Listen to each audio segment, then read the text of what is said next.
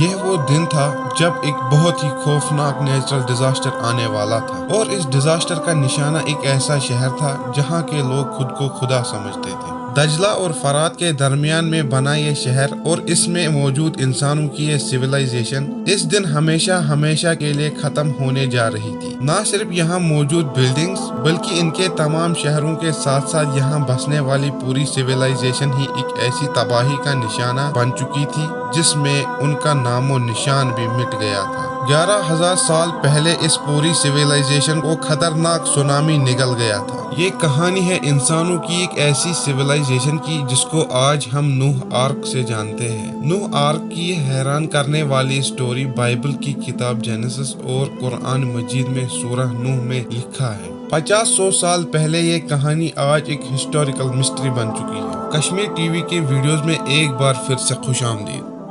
اگر انبیاء کرام کی تاریخ کو دیکھا جائے تو یہ معلوم ہوتا ہے کہ اللہ نے اپنے رسولوں اور نبیوں کے ہاتھوں سے مختلف معجزات ظاہر کیے۔ ہر نبی کو اپنے زمانے اور علاقے کے مطابق معجزات سے نوازا گیا تھا تاکہ ان کی امت پر حق واضح ہو جائے۔ مثلا حضرت موسیٰ علیہ السلام کی امت جادو میں کمال رکھتی تھی، اس لیے اللہ سبحانہ و تعالی نے اپنے نبی کو جادو کے ان کمالات سے نوازا تھا۔ اسی طرح حضرت عیسیٰ علیہ السلام کے دور میں طب کا بڑا چرچا ہوا کرتا تھا، لہذا حضرت عیسیٰ علیہ السلام کو اندھوں کو روشنی، مردوں کو زندہ کرنے سے واقف تھے۔ حضرت نوح علیہ السلام کو اللہ سبحانہ و تعالی نے موجودہ عراق کے ایک قوم کے پاس بھیجا تھا جس قوم کا نام بسمی قوم تھا۔ اس قوم کے لوگ خود کو خدا مانا کرتے تھے، ان کے پاس ایکسٹرا آرڈینری پاورز ہوا کرتی تھی۔ اس قوم کے لوگ کافی عیاش پسند بھی تھے اور اپنی پاورز کا غلط استعمال بھی کرتے تھے، اسی وجہ سے ان پر ایسا قدرتی عذاب آیا جس میں اس دنیا سے ان کا نام و نشان مٹ گیا۔ حضرت نوح علیہ السلام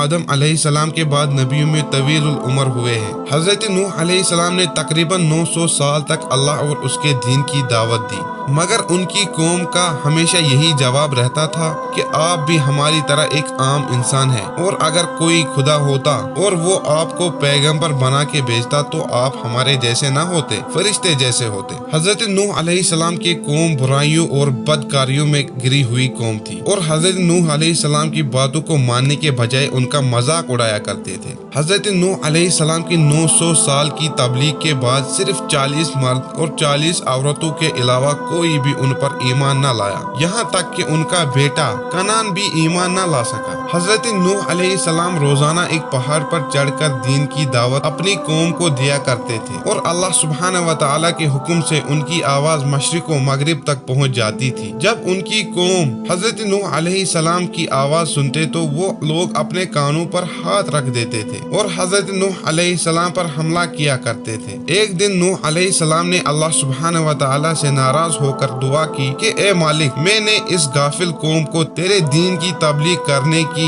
بڑی کوشش کی، مگر یہ نافرمان قوم تو میری ایک بات سننے کو بھی تیار نہیں۔ اس کے بعد حضرت جبریل علیہ السلام آسمان سے تشریف لائے اور نوح علیہ السلام سے فرمایا بے شک یہ نافرمان قوم آپ پر ایمان نہیں لائے گی۔ اس کے بعد حضرت جبریل علیہ السلام نے آپ کو ایک پودا دیا اور فرمایا اس پودے کو زمین میں لگا دو۔ نوح علیہ السلام نے اس پودے کو زمین میں لگایا اور 40 سال گزر گئے اور وہ درخت 600 گز لمبا 400 گز موٹا ہو چکا تھا۔ 40 سال بعد حضرت جبریل علیہ السلام دوبارہ تشریف لائے اور حضرت نوح علیہ السلام سے فرمایا اس درخت کو کاٹ دو، اس درخت کو کاٹ کر ایک کشتی تیار کرو۔ حضرت نوح علیہ السلام نے کہا مجھے کشتی بنانی نہیں آتی، تو حضرت جبریل علیہ السلام نے کہا درخت کی لکڑی سے پہلے تختے بناؤ، ان کو جوڑ کر ایک کشتی تیار کرو، تمہاری قوم پر اللہ کی طرف سے ایک عذاب آئے گا جو ان کو مٹا کر رکھ دے گا، مگر آپ پر ایمان لانے والوں کو بچا لے گا۔ اور پھر نوح علیہ السلام نے 200 سال کے بعد کشتی تیار کر لی۔ اس کشتی کا سائز ایک فٹ بال فیلڈ جتنا تھا۔ کشتی کی لمبائی 510 فٹ، چوڑائی 87 فٹ اور اونچائی 45 فٹ۔ یہ اونچائی اتنی ہی ہے جتنی 4 اسٹوری بلڈنگ کی ہوتی ہے۔ اور جب کشتی تیار ہو گئی تو حضرت نوح علیہ السلام کی قوم کے لوگ اس کو دیکھ کر ہنسا کرتے تھے اور مذاق اڑایا کرتے تھے اور کہتے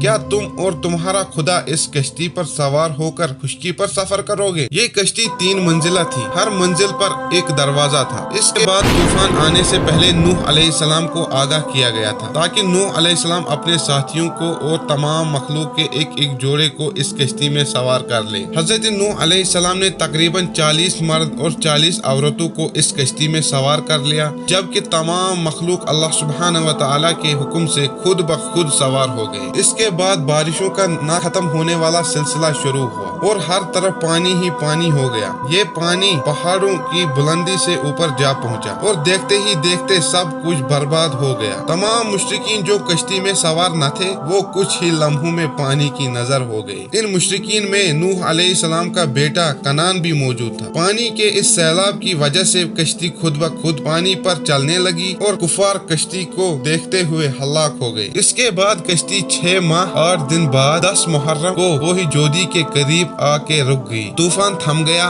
पानी आहिस्ता आहिस्ता खत्म होता रहा। नूह अलैहिस्सलाम पानी के खुश्क हो जाने के बाद कश्ती से अपने साथियों के साथ नीचे उतरे और वहाँ एक नया शहर आबाद किया जिसका नाम समानीन था। इस दिन के बाद इंसानी नस्ल बढ़ती चली गई। हजरत नूह अलैहिस्सलाम का ताबूत आज भी लबनान में मौजूद है। 2010 में आर्मेनिया के बॉर्डर से 60 किलोमीटर दूर तुर्की के एक पहाड़ माउंट अर्रात पे इस कश्ती को दरियाफ्त किया गया, जिसे चाइना के कुछ रिसर्चर्स ने खोज निकाला। रिसर्चर्स और आर्किटेक्चर्स का कहना है ये कश्ती बर्फ के अंदर दबी हुई थी, इसी वजह से ये आज तक अपनी असली हालत में मौजूद। आर्किटेक्चर्स का कहना है ये कश्ती 3 मंजिला है जिसमें कई कमरे मौजूद है। हर कमरे की चौड़ाई 5 मीटर है जिसमें हर जानवर आसानी से फिट आ सकता है। और आर्किटेक्चर्स का कहना है ये कश्ती 400 साल से ज्यादा पुरानी है। अल्लाह ताला ने नूह अलैहिस्सलाम की कश्ती को तकरीबन 400 साल तक बचा कर रखा और आज हम इंसानों के लिए जाहिर किया ताकि हम लोग इससे इबरत हासिल करें। उम्मीद है कश्मीर टीवी की ये वीडियो भी आप भरपूर लाइक और शेयर करेंगे। मिलते हैं अगली शानदार वीडियो।